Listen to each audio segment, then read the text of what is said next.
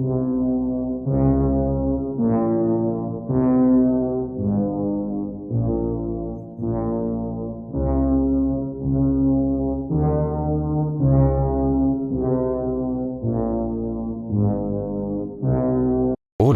¿cómo están? Les saluda su amigo y servidor Invocultas, de su canal Investigaciones Ocultas. En el video anterior hicimos un repaso por algunos de los casos más aterradores de la Ouija. Si vieron el video completo verán que faltó el caso de Cañitas y que les prometí hacer la continuación, precisamente sobre el caso de Cañitas. Varios artículos tocan y profundizan sobre el caso de Cañitas. Incluso hasta el video Los 7 casos más aterradores de la Ouija de Dross se menciona y detalla dicho caso. Sin embargo, quise profundizar un poco más, por lo que me pareció muy útil un audiolibro llamado Cañitas, el relato narrado por la voz del mismo protagonista Carlos Trejo, por lo que es la fuente principal. Qué mejor que escucharlo de la voz del propio protagonista. Es pues, una fuente primaria. Dejaré el enlace del audiolibro, el cual está subido en YouTube. Bien, como lo prometido es deuda, escojan un sitio donde descansar, concéntrense escuchando este video y disfruten, ya que este video trata sobre el caso más aterrador de la Ouija, el caso Cañitas. En 1982, Carlos Trejo vivía con su esposa Sofía y sus hermanos de Carlos, Luis de 14 años y Jorge de 12, en la casa de Cañitas, ubicado en el Distrito Federal, en México. En abril del mismo, vino su hermana Norma junto a su pareja Emanuel, debido a que Norma acababa de separarse de su ex esposo y necesitaba un lugar donde vivir, por lo que Carlos los alojó en su casa de Cañitas. A los pocos días, el jefe de Carlos, llamado Fernando, le pidió que lo alojara a él en su casa de Cañitas. Carlos no se opuso a ello, ya que tenía una gran amistad con él. Su hermana Norma decidió contactar a un difunto enamorado suyo a través de un tablero Ouija.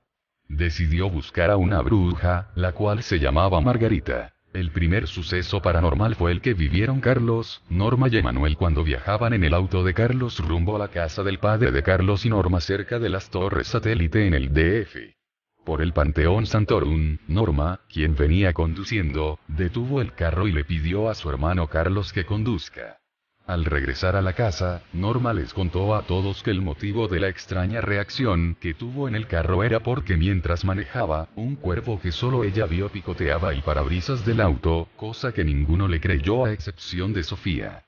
Sofía comenzó a regar agua bendita y se percibió el descenso brusco de temperatura así como un olor fétido. Emanuel comenzó a echar el agua bendita a la casa, pero de una forma irreverente y burlona. Lo más aterrador de ese día vino cuando Emanuel ingresó a una habitación que estaba vacía. Emanuel dejó caer el recipiente del agua bendita y corrió hacia la cocina. Fernando, con una expresión de miedo, les contó tras tranquilizarse que cuando ingresó a la habitación para bendecirla, vio que estaba allí una mujer encorvada vestida de negra que flotaba. Sus ropajes estaban desgastados, corroídos. Su cabello era blanco y nubloso, el cual le tapaba casi toda la cara. Varios días después Fernando, Norma y Emanuel se juntaron para jugar a la Ouija.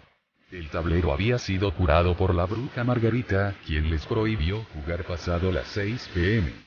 Ellos jugaron a las 7 p.m. en la casa de Cañitas, mientras Carlos no estaba. Sofía le contó los pormenores de la sesión Ouija a Carlos. En la sesión, un espíritu se les contactó a ellos y comenzó a maldecirlos y amenazarlos. En plena sesión, Emanuel fue poseído. Esa noche, Carlos tuvo una aterradora experiencia cuando sintió que algo se subía a la cama en donde él dormía junto a su esposa Sofía. Un olor a podredumbre impregnó el ambiente. Ellos se levantaron y fueron a inspeccionar a Norma y Emanuel, quien dormía apenas y balbuceando. Dicha situación se volvió a repetir cuando decidieron volver a acostarse. Tras insultar al ente, la cama comenzó a sacudirse violentamente e incluso comenzó a levitar. Emanuel comenzaba a rezar mientras seguía dormido. Carlos y Sofía se fueron de la casa, yéndose a dormir en un hotel vecino. Al día siguiente, Fernando le contó a Carlos que escuchó ruidos extraños en la puerta de su cuarto. Fueron al cuarto en donde estaban Norma y Emanuel, y este último estaba sentado y encorvado. Emanuel los maldijo al ser confrontado. Carlos, por medio de un amigo cristiano llamado Evaristo, conoció a un pastor evangélico, quien se comprometió a bendecir la casa. Mientras bendecía la casa, la temperatura bajó y una de las ventanas se rompió, como si alguien hubiera salido precipitadamente por la ventana. Lo más escalofriante de esa noche fue cuando vieron que la Biblia estaba sangrando. Varios días después, Fernando y Carlos vieron a Emanuel que mientras dormía, lloraba lanzando siniestras carcajadas. Movía los párpados y luego los abrió, mirándolos, como si él hubiera estado despierto y los estaba observando con los párpados cerrados. Por medio de Evaristo, se enteraron que el pastor había muerto, producto de una caída mientras pintaba el ático de la iglesia. Unos días después, experimentaron la manifestación más aterradora y violenta que vivieron. Norma se levantó a la cocina para prepararle algo de comer a su hija. Ni bien llegó a la sala, vio en el baño a una figura encapuchada con una guadaña, la cual se le abalanzó tratando de agarrarle la pierna. Norma gritó y se regresó a la habitación, escondiéndose entre las dos camas. Carlos, Sofía y Emanuel vieron a dicha figura encapuchada, la cual se introdujo en la habitación con la intención de agarrar a Norma. Alcanzaron a ver sus dedos alargados y huesudos. Logran ver que tenía en la cabeza unos largos cabellos grises. Al ver un crucifijo, la figura retrocedió a la par que soltaba un gemido aterrador. Se volvió hacia atrás y desapareció en una espesa niebla. Norma enseñó los arañazos en su tobillo. En una ocasión, mientras intentaban ir a la casa de la madre de Fernando, Jorge fue poseído. Ellos consultaron con la suegra de una amiga de Sofía.